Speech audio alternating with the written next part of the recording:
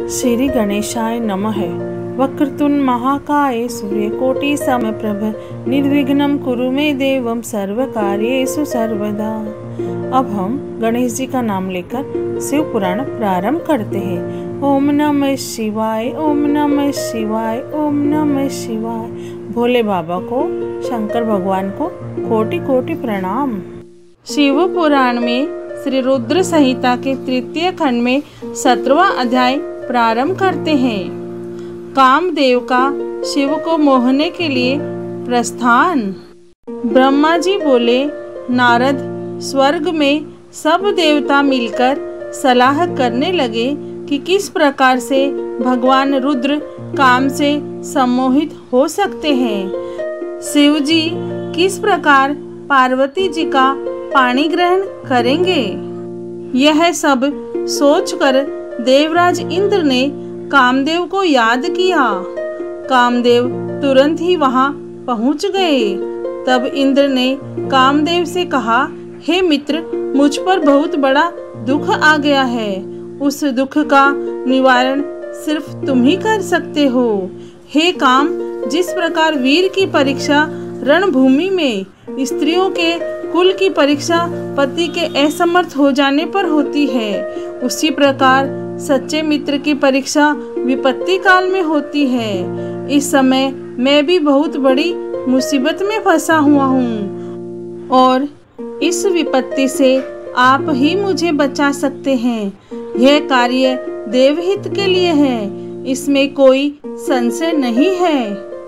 देवराज इंद्र की बातें सुनकर कामदेव मुस्कुराए और बोले, हे देवराज, इस संसार में कौन मित्र है और कौन शत्रु, यह तो वाकई देखने की वस्तु है। इसे कहकर कोई लाभ नहीं है। देवराज, मैं आपका मित्र हूँ और आपकी सहायता करने की पूरी कोशिश अवश्य ही करूँगा। इंद्रदेव, जिसने आपके पद और राज्य को छीनकर आपको परेशान किया है, मैं उसे दंड देने के लिए आपकी हर संभव मदद अवश्य करूँगा। अतः जो कार्य मेरे योग्य है, मुझे अवश्य बताइए। कामदेव के इस कथन को सुनकर इंद्रदेव बड़े प्रसन्न हुए और उनसे बोले, हे तात, मैं जो कार्य करना चाहता हूँ उसे सिर्फ आप ही पूरा कर सकते हैं। आपके अतिरिक्त कोई भी उस कार्य को करने के विषय में सोच भी नहीं सकता। तारक नाम का एक प्रसिद्ध दैत्य है। तारक ने ब्रह्मा जी की घोर तपस्या करके वरदान प्राप्त किया है। तारक अजय हो गया है। अब वह पूर्णतः निश्चिंत होकर पूरे संसार को कष्ट दे रहा है। वह धर्म का नाश करने को आतुर है। उसने सभी देवी देवताओं और ऋषि मुनियों को दुखी कर रखा है। हम देवताओं ने उससे युद्ध किया, परंतु उस पर अस्त्र शस्त्रों का कोई प्रभाव नहीं पड़ा। यही नहीं, स्वयं श्री हरि का सुदर्शन चक्र भी तारक का कुछ नहीं बिगाड़ सका। मित्र, भगवान शिव के वीर्य से उत्पन्न हुआ बालक ही तारकासुर का वध कर सकता है। अतः तुम्हें भगवान शिव के हृदय में आसक्ति पैदा करनी है। भगवान शंकर इस समय हिमालय पर्वत पर तपस्या कर रहे हैं और देवी पार्वती अपनी सखियों के साथ मिलकर महादेव जी की सेवा कर रही है। ऐसा करने के पीछे देवी पार्वती का उद्देश्य प्रभु शिव को पति रूप में प्राप्त करना है, परंतु भगवान शिव तो परम योगी है। उनका मन सदैव ही उनके वश में है। हे कामदेव, आप कुछ ऐसा उपाय करें कि भगवान शंकर के हृदय में पार्वती का निवास हो जाए और वे उन्हें अपनी प्राण वल्लभा बनाकर उनका पाणी ग्रहण कर ले।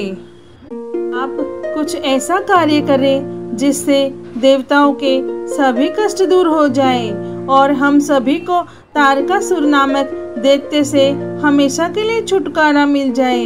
यदि कामदेव आप ऐसा करने में सफल हो जाएंगे तो हम सभी आपके सदैव आभारी रहेंगे। ब्रह्मा जी बोले, नारद, देवराज इंद्र के कथन को सुनकर कामदेव का मुख प्रसन्नता से खिल गया। तब कामदेव देवराज से कहने लगे कि मैं इस कार्य को अवश्य ही करूँगा। इंद्रदेव को कार्य करने का आश्वासन देकर कामदेव अपनी पत्नी रति और वसंत को अपने साथ लेकर हिमालय पर्वत पर चल दिए, जहाँ शिवजी तपस्या कर रहे थे। शिव पुराण में श्री रुद्र संहिता के तृतीय खंड में 17वां अध्याय पूर्ण हुआ। ओम नमः शिवाय, ओम नमः शिवाय, ओम नमः शिवाय।